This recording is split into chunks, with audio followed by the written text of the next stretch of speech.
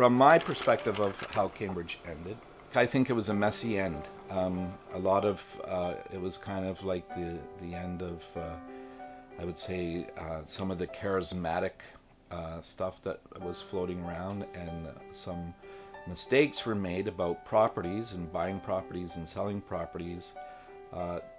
Some mistakes were made because people thought that they were hearing what God was telling them to do. And then when they did that, they didn't check to make sure practically that the things that they felt God were telling them to do were actually things that they could do.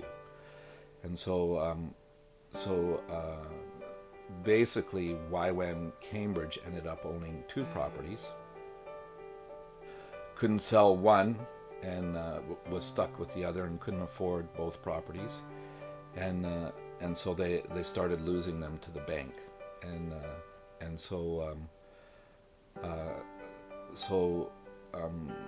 there were Earl Pitts, who was part of the base at that time, was who actually was probably the hero out of the experience. Basically was able to work out a deal so that we were able to maintain the original YWAM Cambridge. We didn't own it; the bank owned it, but we were able to stay there. And so we were able to stay for a couple of more years, and then eventually the price of staying there became too high. We had debt to pay off, and then we started getting charged rent for being there, or were asked to start paying rent. And with the debt and the rent, we just couldn't afford to be there. And so I think it was 95, there was a decision that we would shut down the base.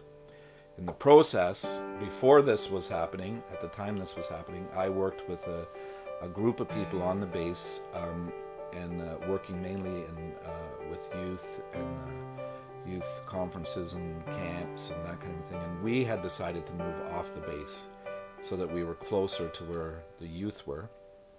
So when the base closed, it was just a natural, it was natural for us to just move into Kitchener, and so we did that.